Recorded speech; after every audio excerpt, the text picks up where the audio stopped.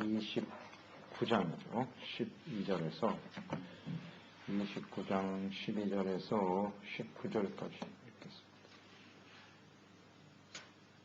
29장 12절 19절 읽습니다. 일곱째 달 15째 날에는 너희가 성회로 모일 것이요 아무 일도 하지 말 것이며 이래 동안 여호와 앞에 절기를 지킬 것이다. 너희 번제로 여호와께 향기로운 화제를 드리되 수송아지 13마리와 순양 2마리와 1년 된 순양 14마리를 다 흠없는 것으로 드릴 것이며 그 소재로는 고운 가루에 기름을 섞어서 수송아지 13마리에는 각기 10분의 3이요 순양 2마리는 각기 10분의 2요 어린 양 14마리에는 각기 10분의 1을 드릴 것이며 상번제와 그 소제와 그 전제 외에 순염소 1마리를 속죄제로 드릴 것이니라. 둘째 날에는 수송아지 12마리와 순양 2마리와 1년 되고 흠없는 순양 14마리를 드릴 것이며 그 소제와 전제는 수송아지와 순양과 어린 양의 수요를 따라서 규례대로 할 것이며 상번제와 그 소제와 그 전제 위에 순염소 1마리를 속죄제로 드릴 것이니라. 예수님 안에서 성취될 은혜의 언약, 가나안에서의 생활, 이스라엘 백성들이 가나안 땅에 들어가서 살아가는 삶, 이것은 영적 전쟁을 통해서 승리함으로써 얻어지는 것이라고 했어요. 잘 준비되어져야 한다. 이 가나안 땅을 하나님께서 주시겠다고 약속을 하셨고 그 말씀대로 반드시 이루어지겠죠. 승리에 대한 확신과 믿음을 주시는 것이고 가나안 땅에 들어갔을 때 그들이 해야 할 삶의 우선순위는 제사와 절기를 지키는 일이다. 이것을 강조하고 계시는 거죠. 가나안 땅에 들어간다라고 하는 것은 분명해야 되죠. 하나님이 다스리시는 하나님의 나라가 세워지는 것입니다. 이스라엘 백성들에게서는 단순한 장소 이전이 아니죠. 애굽에서 살던 사람들이 가나안 땅에서 살더라. 단순한 장소 이전이나 혹은 경제적으로 좀 더 나은 생활 이런 의미를 뛰어넘는 거죠. 물론 하나님 그것을 다 예비하셨어요. 애굽에서보다는 훨씬 더 자유롭고 더 많은 것을 누리며 살 것이다. 가나안 땅 자체가 젖과 꿀이 흐르는 땅이라고 하셨으니까요. 더 나은 생활을 약속하신 건 틀림없지만 그것이 전부는 아니다. 이것을 우리는 늘 생각해야 합니다. 그러니까 우리가 예수 그리스도를 믿고 구원받아 하나님의 자녀로 살아가는 생활, 이것은 참된 자유이죠. 죄와 사망에서 자유를 얻는 것이고 그리고 이제 하나님의 나라에 대한 천국에 대한 소망을 가지고 사는 것도 사실이고요. 또 이 땅에 사는 동안에 좀 더 풍요롭고 나은 삶을 살아가고자 하는 하나님의 약속이고 또 우리 나름대로 소망을 가지고 살게 되는데요. 그것이 전부는 아니다. 본질이 무엇인가를 똑바로 알아야 돼요. 언제든지. 우리가 그리스도인으로 살아가는 목적. 이것을 분명히 하면 우리의 삶의 우선순위는 잘 정리가 되겠죠. 이거 매우 중요한 문제입니다. 가나안 땅에 들어가서 하나님의 백성들이 어떤 모습으로 살아갈 것인가, 들어가려고 하는 목적이 무엇인가, 이것을 잘 정리가 되어야 하겠죠. 잘 정리를 해야 됩니다. 모세 오경을 통해서 주시는 하나님의 아주 소중한 메시지죠. 가나안 땅에 맞춰져 있잖아요. 모세 오경 신명기까지 가나안 땅 들어가기 전에 하나님이 하셨던 말씀, 그 말씀 속에 나타난 하나님의 뜻, 여호수아를 통해서 이제 가나안 땅에 들어가게 되는 거니까요. 신명기까지 나타나는 하나님의 뜻은 분명하죠. 가나안 땅에 하나님의 나라를 세울 것이다. 그러니까 하나님의 다스림을 받는 하나님의 백성이 되어야 한다. 간단합니다. 나는 너의 하나님이 되고 너희는 내 백성이 되리라. 이것이 하나님의 뜻이고요. 가나안 땅에 들어가야 할 하나님의 백성들의 분명한 삶의 목적이 되어야 하는 것이고, 그러니까 이 이스라엘 백성들이 가져야 될 가장 중요한 생각은 어떻게 우리는 하나님의 백성답게 살아갈 것인가. 여기에 초점을 맞추면 되는 거예요. 그것은 영적 싸움과 승리를 통해서 이루어지는 것이다. 가난. 그리고 또 믿음과 순종을 통해서 이루어지는 것이다. 이걸 훈련시키기 위해서 광야에서 40년 동안 그렇게 하나님께서 연단을 시키신 거 아니에요. 말씀으로 사는 거다. 떡으로 사는 게 아니라 말씀으로 사는 인생. 믿음, 순종. 또 말씀을 통해서, 말씀으로 산다는 것은 말씀을 통해서 우리 죄를 깨닫는 거죠. 깨닫고, 회개하고, 용서받고, 의와 거룩함. 바로 여기 있단 말이에요. 믿음, 순종, 의와 거룩함. 이것은 무엇을 통해서 이루어지는 거냐? 제사.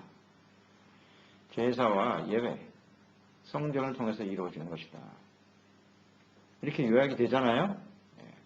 그러면 우리가 예수 믿고 구원받은 이후에 지금 저 천성을 향해서 나가고 있는 거잖아요. 우리 그리스도인의 삶의 여정은. 역시 똑같죠? 우리의 삶의 의미는 뭐냐? 목적은 뭐냐는 거죠. 궁극적으로는 영원한 하나님의 나라에 들어가는 것이고요. 이 땅에 살아가는 동안 하나님이 다스리시는 하나님의 나라가 온전히 세워져야 하고 다스림을 받는 하나님의 의의 백성으로 살아가는 것. 이것이 우리의 목적이 되어야 되고 우리의 삶의 우선순위가 되어야 합니다. 아멘. 매우 중요합니다. 이거 놓치면 안 돼요. 아니 이것을 우리가 깨닫지 못했다면 이해하지 못한다는 말이죠.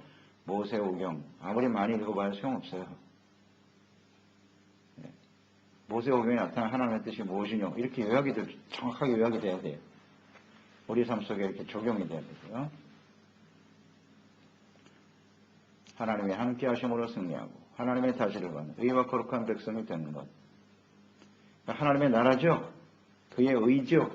이게 초점이란 말이에요. 이게 삶의 우선순위가 되어야 된다고 예수님께서 정확하게 마태복음 6장 33절에 정리하신 거잖아요.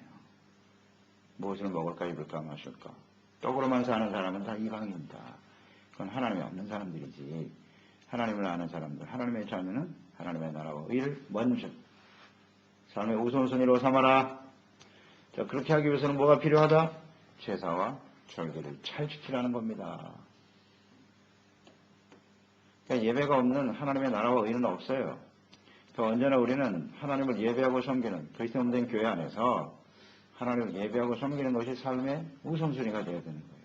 이걸 절대 놓치면 안 돼요. 이걸 주님이 강조하시는 거 아니에요. 가나안 땅에 들어가면 너희들이 제사와 절기를 잘 지키도록 해라. 주님이 좀 강조하고 계시는 거죠. 하나님의 마음을 우리는 잘 이해할 수 있어야 돼요.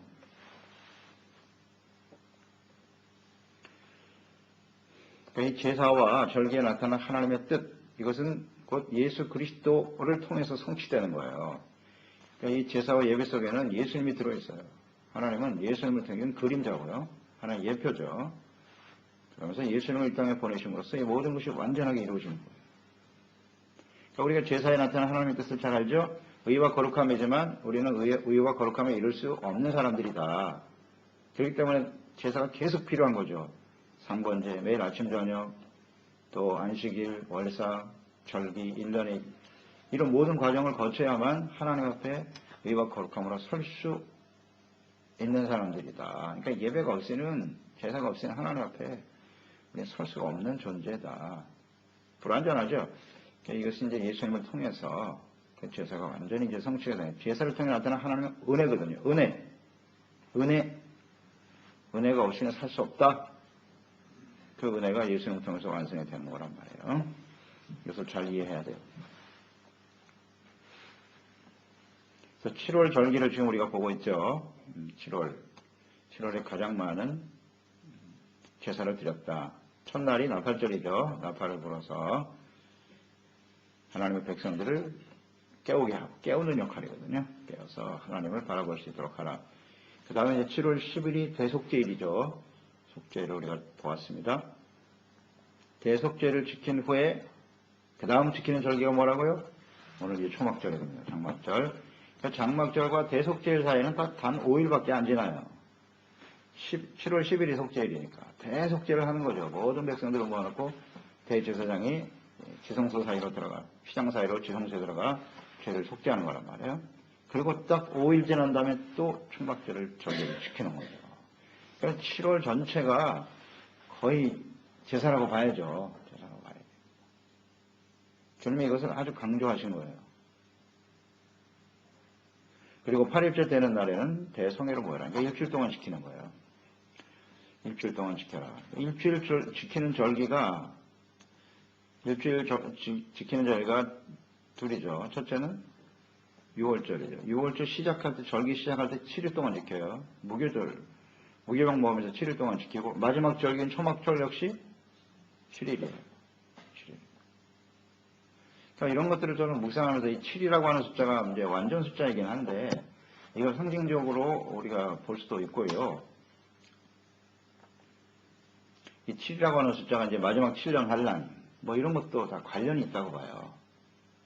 그게 끝난 다음에 이제 영원한 천년왕국이 시작되잖아요. 그러니까 하나님의 나라가 온전히 이루어지는 거죠. 7년 환란의 의미는 이 땅에 가나안 정복이라고 봐야죠. 가나안 정복. 악한 자들을 다 멸하시고 깨끗하게 닦아내시고 그곳에 이제 가나안 땅을 이스라엘 백성들을 심어서 하나님의 나라가 세워지듯이 요한계시록의 역사가 바로 그런 뜻이거든요. 깨끗하게 쓸어버리고 인본주의로 살아온 하나님을 거역하고 반역한 세상을 심판하시고 노아의 때와 같다고 그랬잖아요. 예수님이 인자가 올 때는 노아의 때와 같다. 노아의 때의 의미는 뭐예요? 쓸데없는 삶의 목적에 하나님이 영광을 위해서 지은 존재인데 그 목적에 합당하지 못한 사람들은 다 버려지는 거죠. 싹 다 버려지고 새롭게 시작하려는 거죠. 하나님이 다스리시는 하나님의 나라. 그러니까 노아의 홍수에 나타난 하나님의 뜻이나 가나안 땅 언약을 주신 하나님의 뜻이나 예수님을 이 땅에 보내셔서 철임과 재림을 통해 이 땅에 이루시고자 하는 하나님의 뜻 이거와 같아요. 이 하나님의 뜻을 우리가 잘 이해해야 합니다. 하나님이 어떤 마음을 갖고 계신지. 거기에 우리가 초점을 맞추고 인생을 살아가야 되겠죠.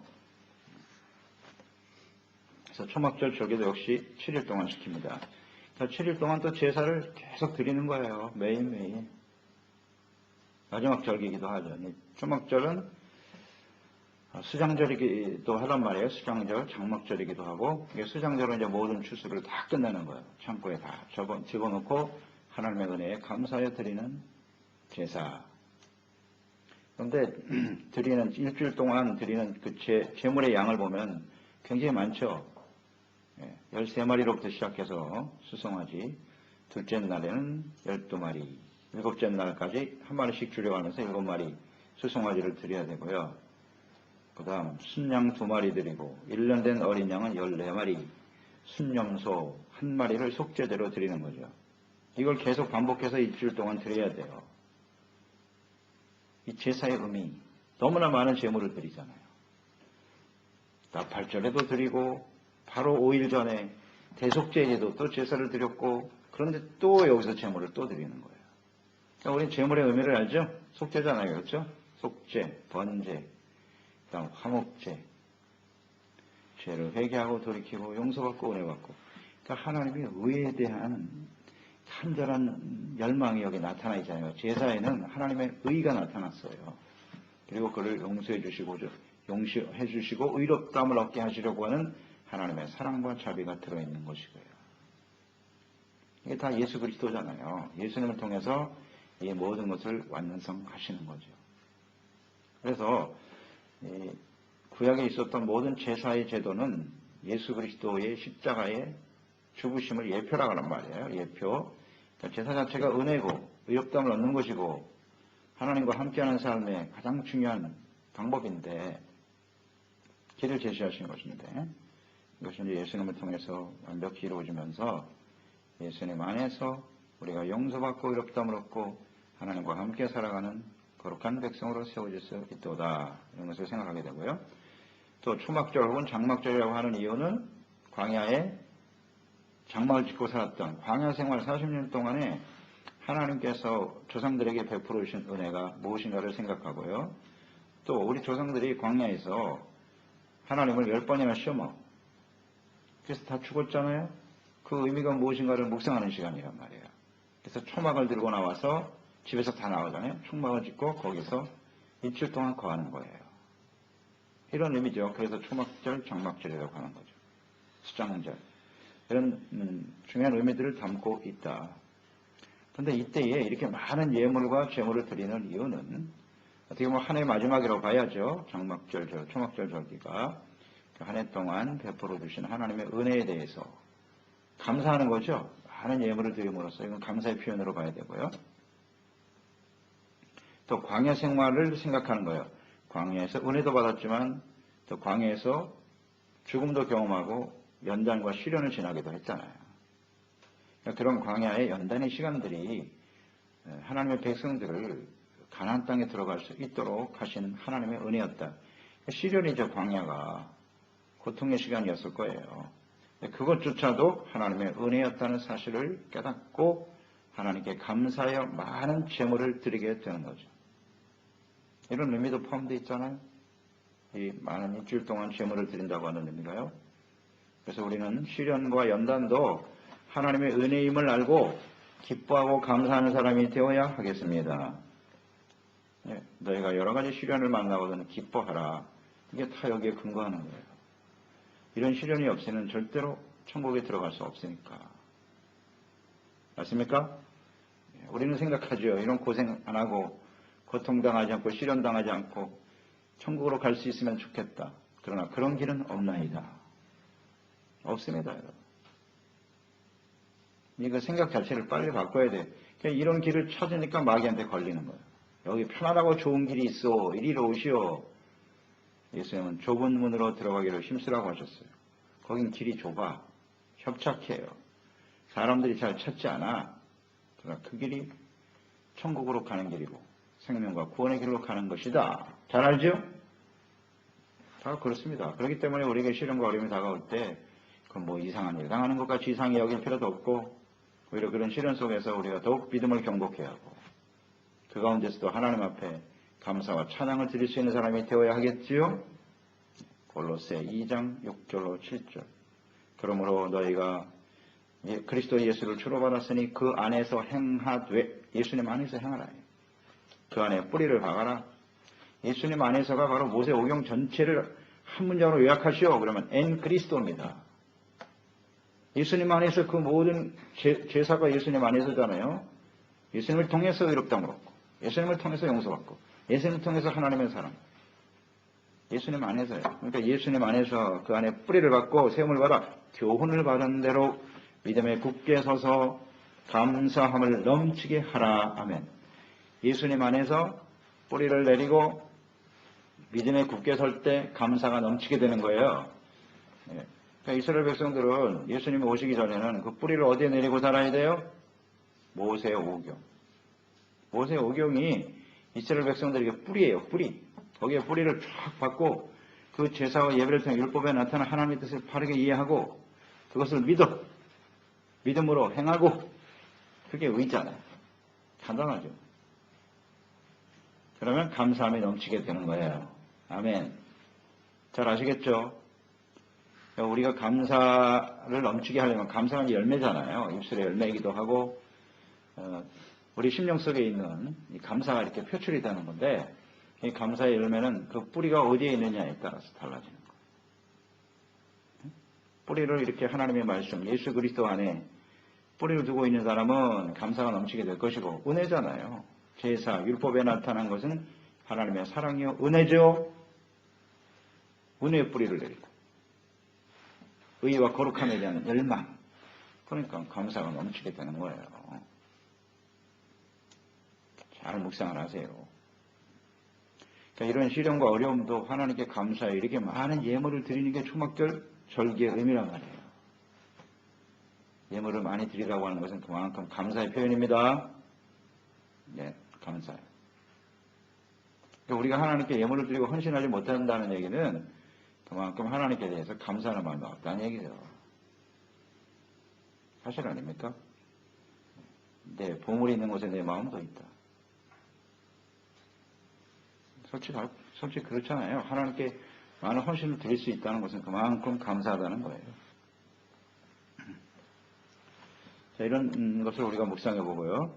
초막절에 나타난 영적인 의미는 어제도 우리가 정리해 봤죠. 6월절은 예수 그리스도의 초림이잖아요. 십자가의 피 흘리심을 통해서 우리에게 구원의 은혜를 베푸시는 것이다. 그랬고요. 그 다음 절기가 뭐라고요? 오순절. 오순절은 성령 강림. 그 다음에 나팔절, 예수님의 재림의 나팔과 대속죄, 속죄를 통해서 그 다음 초막절 절기는 뭐예요 그러면? 이게 하나님의 그 나타난 뜻이 있단 말이에요. 초막절 절기는 무엇을 의미하는 것일까요? 이것은 이렇게 봐야죠. 예수님의 재림이잖아요. 나팔, 대속죄. 예수님의 재림의 의미는 뭐라고요? 추수. 초막절이 추수잖아요. 추수 다 해서 창고에 드리고 천국 들어간 거예요 이제. 천국 들어가서 구원이 완성되고 승리하여 기쁨으로 하나님께 감사하고 찬양 드리는 장면. 이 요한계시록이에요. 이 초막절, 장막절. 구원받은 성도들이 천국에서 드리는 헌신과 찬양이 되어 계시록에 보세요. 구원받은 사람들이 하나님께 찬양하는 내용. 멸류관을 드리면서 하나님께. 이게 바로 초막절 절기에 나타난 영적인 의미일 거예요. 그렇게 봐야죠. 추수로 우리가 알곡으로 추수된 사람들이 할 수 있는 것은 감사 찬양밖에 더 있나. 이게 장막절에 나타난 뜻이란 말이죠. 그래서 이 초막절이 그렇죠. 하나님의 광해 생활을 기억하는 것이고 하나님의 은혜, 그 다음에 백성들, 조상들이 잘못된 죄악들에 대해서 우리가 어떻게 할 것인가를 잘 생각해봐라. 그리고 이제 8일째 되는 날에 장엄한 대회로 모이라 그랬죠. 일주일 동안 지키고 8일째 되는 날에는 모여서 성회, 노동하지 말고 하나님께 모여서 하나님을 찬양하고 예배하는 모든 백성이 다 모여서 예배하는 것이 되어야 된다. 이 초막절에 대해서 이 절기에 예수께서 이제 신약 성경에 보면 예수님이 초막절 절기를 지키는 장면이 나오죠. 이것은 예수님의 행하신 것을 통해서 아마 초막절에 나타나는 하나님의 뜻이 분명하게 될 건데요. 요한복음 7장이죠. 7장에 예수님이 초막절, 장막절 절기에 예루살렘에 올라가신 장면이 나오잖아요. 그래서 37절, 39절에 보면 명절 끝날, 이 명절이 초막절이죠. 곧 큰 날에 예수께서 서서 외쳐 이르시되 누구든지 목마르거든 내게로 와서 마셔라. 나를 믿는 자는 성경의 이름과 같이 그 배에서 생수의 강이 흘러나오리라. 이는 그를 믿는 자들이 받을 성령을 가리켜 말씀하신 것이다. 이 말씀하셨거든요. 수고하고 목마른 자들. 누구든지 목마른 자는 내게로 가라.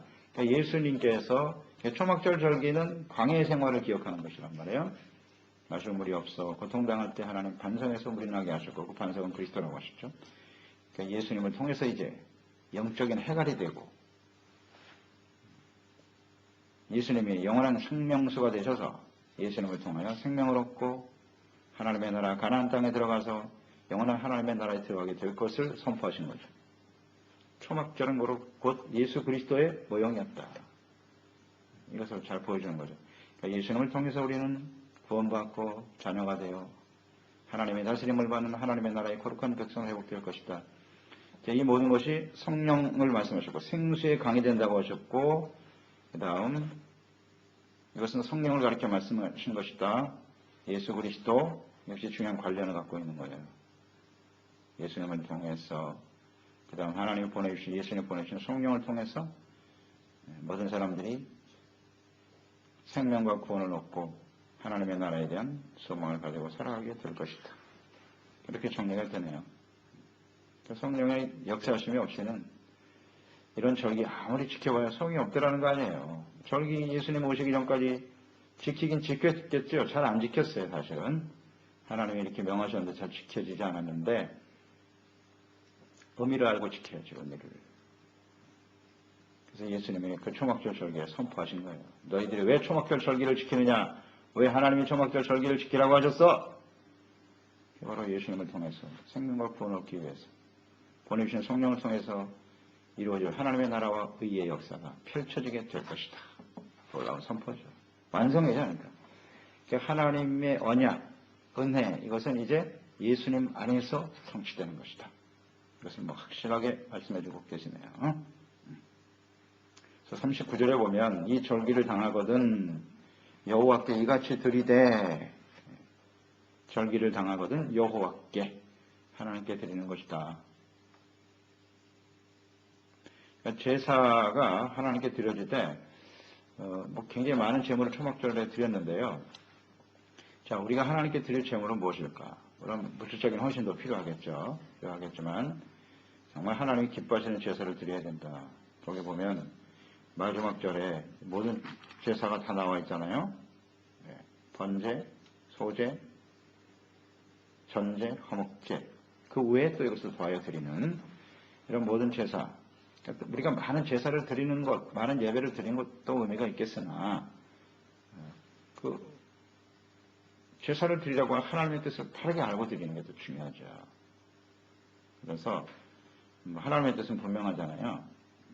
하나님께 대한 진실한 믿음과 순종, 겸손함으로 회개하고 용서받고 의에 대한 열정,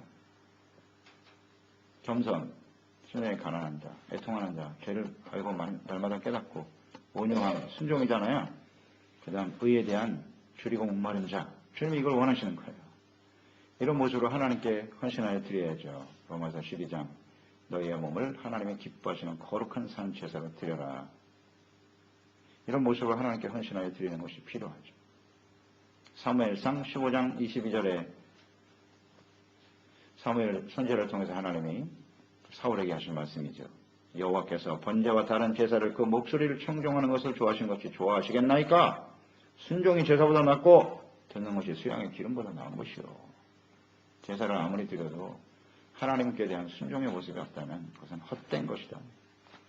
헛된 것이다.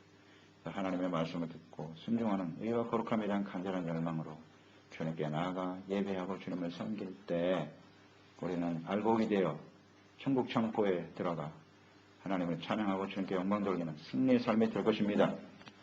알겠습니다. 하나님 아버지, 오늘도 주님의 말씀 묵상합니다. 하나님께서 가나안 땅에서 이스라엘 백성들에게 가장 우선되어야 할 일이 제사와 절기를 지키는 일이라고 하셨습니다. 절기에 나타난 하나님의 뜻을 우리는 잘 압니다. 그때마다 필요한 것이 제사거든요. 용서, 하나님 앞에 속죄, 회개, 용서, 은혜, 감사, 헌신이거든요. 겸손한 자세로 의에 대한 열망을 가지고 하나님의 다스림을 받는 하나님의 백성으로서의 삶이 우리의 삶의 우선순위가 되어지게 하시옵소서. 우리가 또 성탄절 절기도 지키게 되는데요. 예수 그리스도를 보내신 하나님의 뜻을 잘 이해하고 그 주님 예수님 안에서 이루어진 성취되어진 하나님의 은혜와 언약에 대한 분명한 이해를 가지고 기쁘고 즐거운 마음으로 하나님 앞에 초막절에 제사를 드린 것 같이 가장 소중한 것으로 하나님께 드려 하나님을 기쁘시게 하며 헌신하고 영광 돌리는 우리 모두가 되게 하여 주시옵소서. 예수님의 이름으로 기도드려